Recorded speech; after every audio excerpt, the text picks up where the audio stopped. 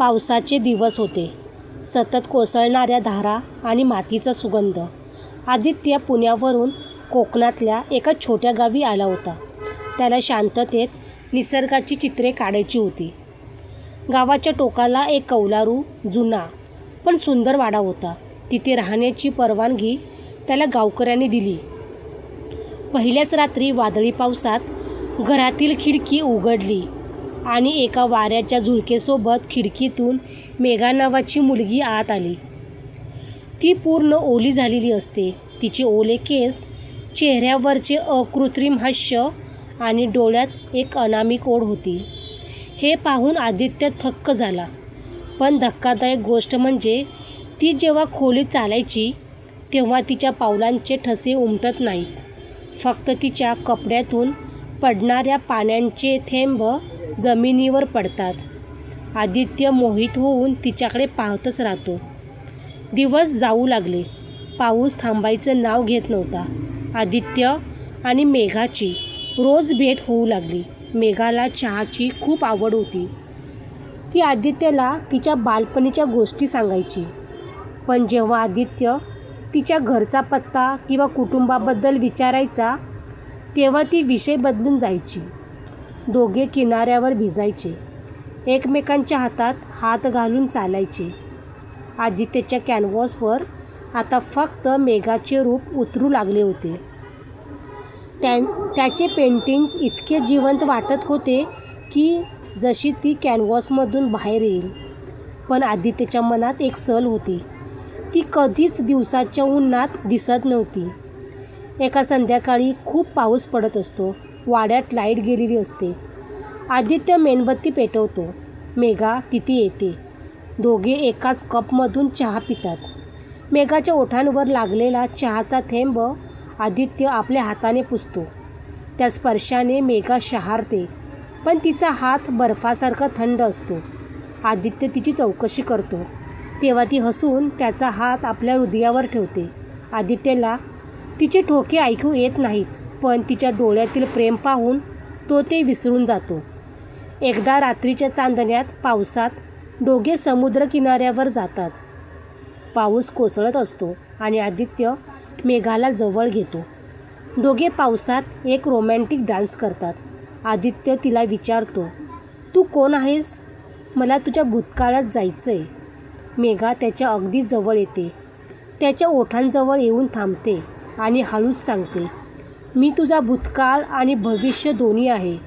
फक्त वर्तमानात मला शोधू नकोस. एक दिवस ऊन पडले. पाऊस पूर्ण थांबला. आदित्यने संपूर्ण वाडा आणि गाव शोधून काढले. पण मेघा कुठेच सापडली नाही. तो घाबरला. त्याने गावातील एका जुन्या म्हाताऱ्या माणसाची भेट घेतली. म्हाताऱ्याने थरथरत्या हाताने 20 वर्षापूर्वीची एक कागदपत्रांची फाईल दाखवली. 20 वर्षापूर्वी 21 जुलैच्याच दिवशी मेघा नावाची एक चित्रकार तरुणी याच वाड्यात राहत होती. एका मोठ्या वादळात तिचा मृत्यू झाला. पण तिचे शेवटचे चित्र अपूर्ण राहिले. आदित्यने मित्राला फोन करून सर्व हकीकत सांगितली. अमितने हॉस्पिटलच्या जुन्या नोंदी काढल्या ज्यातून सत्य समोर आले. ज्या खोलीत आदित्य राहतोय तिथेच ती दुर्घटना घडली होती. आदित्यला समजले की मेघा कुणी जिवंत मनुष्य नसून त्या अपूर्ण चित्राला पूर्ण करण्यासाठी आलेली एक अतृप्त पण पवित्र ऊर्जा होती. संध्याकाळ झाली. आभाळ पुन्हा भरून आले आणि मेघा परत खोलीत आली. ती खूप उदास होती. तिने आदित्यला पाहिले आणि ती रडू लागली. कारण तिला माहीत होते की आता सत्य बाहेर आले आहे. आदित्यने अजिबात न घाबरता तिचे संपूर्ण राहिलेले शेवटचं चित्र स्वतःच्या रंगाने आणि प्रेमाने पूर्ण केलं. चित्र पूर्ण झाल्यावर मेघाच्या चेहऱ्यावर एक समाधानाचे स्मितहास्य पसरले.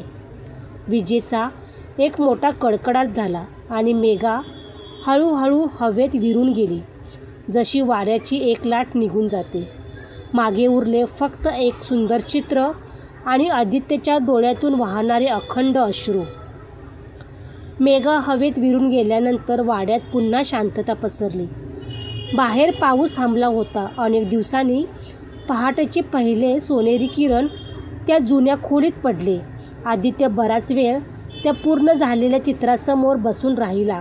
त्याच्या डोळ्यात अश्रू होते, पण मनात एक वेगळंच समाधान होतं. तो गाव सोडून परत पुण्याला परतला. काही महिन्यांनी त्याने मेघाच्या नावाने एक चित्र प्रदर्शन भरवलं. प्रदर्शनाचं नाव होतं अदृश्य प्रेम. त्या प्रदर्शनात ठेवलेलं मेघाचं शेवटचं चित्र पाहण्यासाठी लोकांची मोठी गर्दी झाली. प्रत्येकजण त्या चित्रासमोर काही क्षण शांत उभा राहत होता.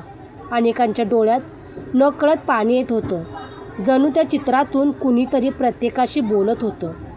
प्रदर्शनाच्या शेवटच्या दिवशी एक वृद्ध स्त्री आदित्यजवळ आली. तिच्या हातात एक जुनी डायरी होती. ती म्हणाली, ही डायरी मेघाची आहे. तिच्या मृत्यूनंतर मला सापडली होती. योग्य व्यक्तीची वाट पाहत होते. आज ती व्यक्ती तू आहेस. आदित्यने थरथरत्या हाताने डायरी उघडली. शेवटच्या पानावर लिहिलं होतं, जर माझं चित्र कधी पूर्ण झालं तर समज माझं प्रेमही पूर्ण झालं. मला शोधणारा माणूस मला दिसणार नाही, पण मी त्याच्या प्रत्येक रंगात कायम जिवंत असेल. डायरीच्या आत एक छोटंसं वाळलेलं जाईचं फूल होतं. तेच फूल मेघाच्या केसात पहिल्यांदा आदित्यने पाहिलं होतं. एका वर्षानंतर पुन्हा 21 जुलै आली. आदित्य पुन्हा त्या जुन्या वाड्यात गेला. बाहेर मुसळधार पाऊस सुरू होता. त्याने खिडकी उघडली. थंड वाऱ्याची एक झुळूक आत आली. त्याच्यासमोर कोणी नव्हतं, पण खोलीत मंद जाईच्या फुलांचा सुगंध दरवळला. टेबलावर ठेवलेला रिकामा चहाचा कप आपोआप हलकेच सरकला आणि त्यातून गरम वाफ उठू लागली. आदित्यच्या चेहऱ्यावर हलकंसं हसू उमटलं. तो म्हणाला, मला माहिती आहे तू आली आहेस. तेवढ्यात खिडकीजवळ ठेवलेला कॅनव्हास स्वतःच हलू लागला. ब्रश जमिनीवरून अलगद वर उचलला गेला आणि कॅनव्हासवर 2 ओळी उमटल्या. प्रेम कधीच मरत नाही, ते फक्त रूप बदलतं. क्षणात वीज कडकडली आणि त्या अक्षरासोबत एक हलकीशी ओळखीची हसण्याची चाहूल ऐकू आली. आदित्यने डोळे मिटले. त्याच्या गालावर पुन्हा एकदा थंडगार स्पर्श झाला. डोळे उघडले तेव्हा तिथे कोणीच नव्हतं, फक्त खिडकीतून कोसळणारा पाऊस आणि कॅनव्हासवर उमटलेले 2 ओले पाऊलांचे ठसे. त्या दिवसानंतर आदित्यने कधीच लग्न केलं नाही. त्याने आयुष्यभर प्रेम, पाऊस आणि आठवणी यांचीच चित्र रंगवली. त्याच्या प्रत्येक चित्राच्या कोपऱ्यात एकच सही असायची, आदित्य, मेघा. लोकांना ती फक्त ती सही नव्हती, ते अजूनही सुरू असलेलं त्यांचं प्रेम होतं. आजची कथा कशी वाटली नक्कीच कमेंटमध्ये लिहा आणि आदित्य मेघा यांच्या लव्ह स्टोरीला एक लाईक नक्की करा.